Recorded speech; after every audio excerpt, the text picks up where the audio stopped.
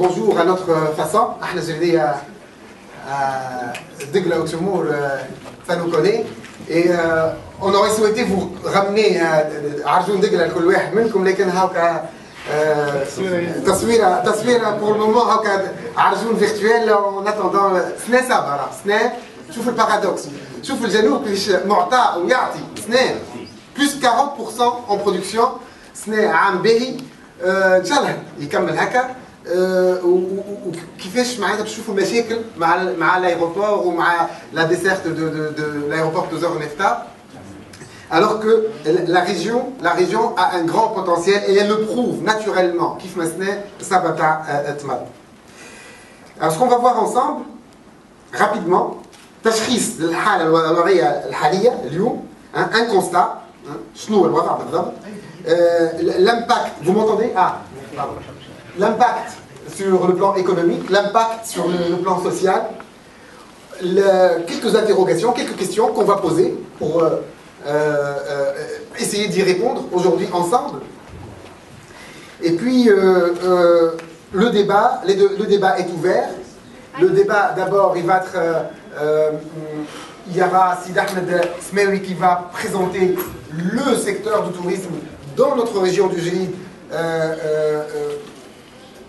Il va présenter la situation, le potentiel, les enjeux, les défis, les risques, les opportunités, les forces, les faiblesses, pour pouvoir avancer, pour pouvoir dire en quoi on a besoin de cet aéroport. Ensuite, les avions cloués au sol. Qu'est-ce qui se passe? Pourquoi les avions sont cloués au sol? Des rendez-vous non assurés. Des difficultés, il n'y a pas que l'annulation, il y a aussi les rendez-vous qui ne sont pas... Il y a les difficultés de programmation des vols au niveau des opérateurs étrangers. Il y a quasi-arrêt de la commercialisation de la destination du Jélid en amont. L'aéroport est quasiment à l'arrêt. Si il va le lieu lâché, par exemple, il n'y a rien. Inch'Allah, le vol partira. Inch'Allah. Voilà, par exemple, je donnais un exemple de ce que Tunisair envoie par mail à ses clients. Heureusement qu'elle le fait, hein, elle le fait. Mais voilà une déprogrammation. Voilà ce que reçoivent très souvent aujourd'hui les gens qui donnent leur mail à la compagnie. Et voilà ce qu'ils reçoivent comme message désagréable quand on est à Paris, à Roissy, et on voudrait passer de bonnes vacances ou à Orly, bonnes vacances en Tunisie. Voilà ce qu'il y a. Alors, l'impact économique il est évident. Une sorte de mort annoncée du tourisme saharien et oasien, un enclavement du sud-ouest tunisien. L'enclavement, c'était la première raison pour laquelle les révoltes à partir du 17 décembre 2010 ont commencé. C'est l'enclavement, surtout des zones intérieures. Plus de 2 ans et demi après, rien n'est fait. Donc, la mort lente de l'économie, je vais vite, hein, un risque de désinvestissement des opérateurs. Je donne un exemple. Je connais un opérateur qui a décidé, à force de voir des vols annulés, un opérateur étranger, hein, d'investissement direct étranger, qui est dans les primeurs, il a décidé de délocaliser son investissement dans le Jélid à cause de la desserte. Voilà, ça c'est concret. J'ai le nom de la personne, on peut voir avec lui, et voilà, ça c'est des choses concrètes. C'est 40, 50 emplois de moins à cause du fait que les avions n'arrivent pas à l'heure et dans la fréquence prévue. Donc, marginalisation des populations des gouvernorats, Tozer, Kébili, Gafsa, parce que ça va au-delà de Jélid. Les artisans, les agriculteurs, les industriels, eux, aujourd'hui, se trouvent pénalisés. J'ai pris 2 photos. Une en 2001, je ne suis pas nostalgique hein, avant 14 janvier, pour que ça soit clair. Voilà, en 2001, les souks, comment c'était à 2 heures. Aujourd'hui, il n'y a pas ça du tout, bien sûr. Mais surtout, voilà ce qui se passe. C'est les mêmes qui manifestent. Bon, je les ai manifestés gentiment, avec des pancartes où il y a écrit des lettres de très vert, là, c'est parce que le verbe, on aime bien. En tout cas, aujourd'hui, voilà la situation. Ça, c'est une photo prise le 26 septembre 2013. Donc la diaspora jéridienne à Tunis ou à l'étranger se trouve aussi coupée de ses racines. Pardon. Les amis et les amoureux de la région n'arrivent pas facilement. Je plante le décor exprès, hein, les mots sont importants. La population révoltée, en colère, avec un grand sentiment d'injustice. On a reçu beaucoup de messages d'alerte et de gens révoltés. Les Géridiens font preuve de responsabilité, c'est pour ça qu'on est là.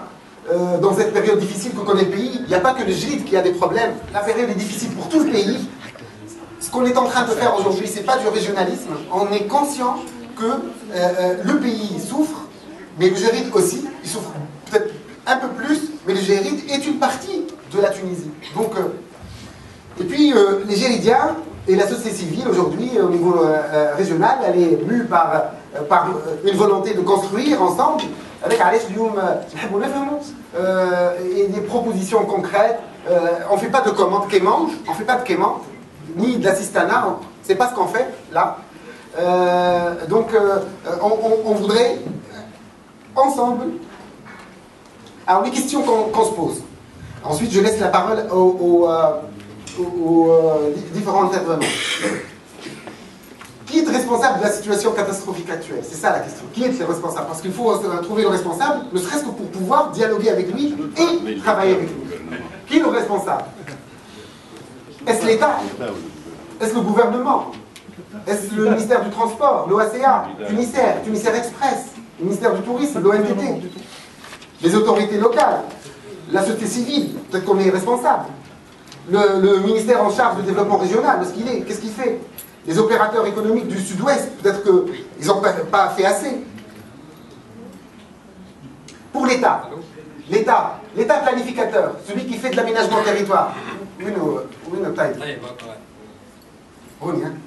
L'aménagement territoire, c'est une affaire d'aménagement territoire. Il y a une péréquation globale des coûts.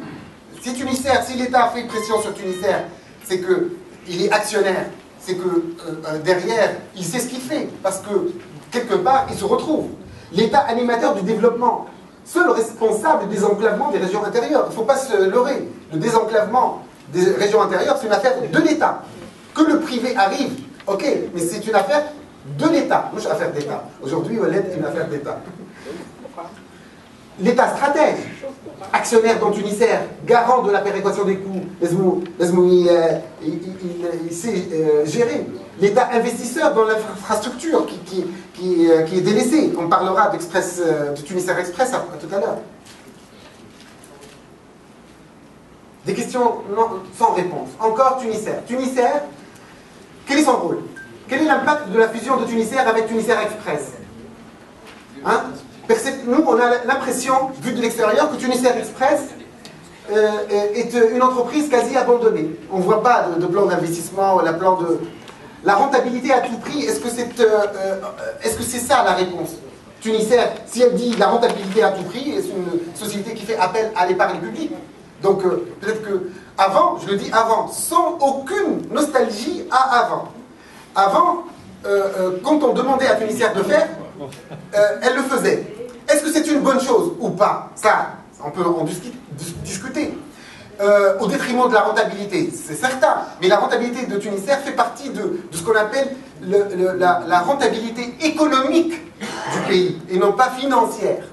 Et c'est ça le rôle de l'État. Donc, quid du plan de développement d'investissement de Tunisair Express? On parle d'avions cloués, on parle de problèmes pas techniques, mais de documents. Pourquoi les avions ATR sont cloués au sol? Quel est l'impact du resserrement? Peut-être que la législation européenne, aujourd'hui, ne permet plus à ces avions-là de voler. Peut-être qu'il y a un problème qui nous dépasse encore au niveau international. Nous, on se propose, d'ailleurs, à l'origine de cette réunion aujourd'hui, je le dis, hein, d'ailleurs, sans aucun parti pris politique, Sinechib Chebi, quand est venu nous voir pour nous dire, j'ai rencontré les gens de Jéride au titre de Jéride et non pas à titre d'homme politique, et j'ai écouté la société civile, il a eu des doléances. Je les résume, j'espère ne pas être complètement... j'espère être fidèle par rapport aux doléances, mais je les résume, qui sont en fait des doléances de bon sens.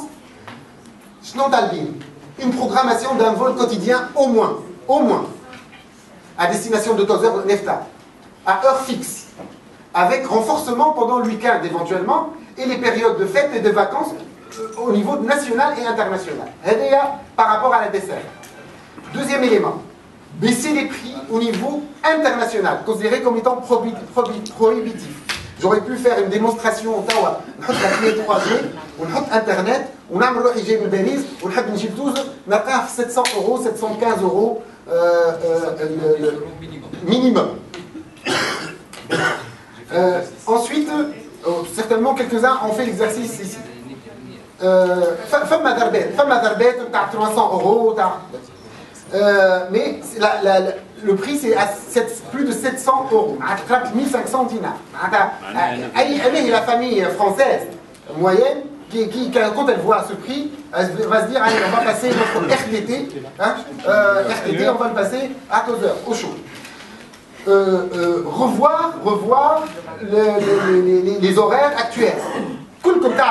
Parmi vous certainement, je me souviens des têtes, c'était à l'école pratiquement. Dimanche, 11 h, on doit repartir sur Tunis. Qu'est-ce qui se passe là? Qu'est-ce que ça tourne dans le week-end? Il n'y a pas que ça. Bon. Nous, ce qu'on demande, c'est un retour tardif, voire très tôt le matin. Ça ne dérange pas de prendre l'avion à 7 h du matin. C'était le cas. J'ai connu ça fin des années 90. C'était le cas. Donc revoir les horaires actuels qui ne correspondent pas à la demande. Donc le minimum du marketing, c'est qu'on écoute les clients, en plus des contraintes certainement. Alors voilà. Et puis, j'ai l'idée, il nous fait par un petit verre. Alors, je vais les rater. Alors, وقالت لي الأرض لما سألت أيا أم هل تكرهين البشر؟ أبارك في الناس أهل الطموح ومن يستلذ ركوب الخطر وألعن من لا يماشي الزمان. C'est très actuel ça. Hein? وألعن من لا يماشي الزمان ويقنع بالعيش الحجر. Le débat est ouvert. Je remercie les présents.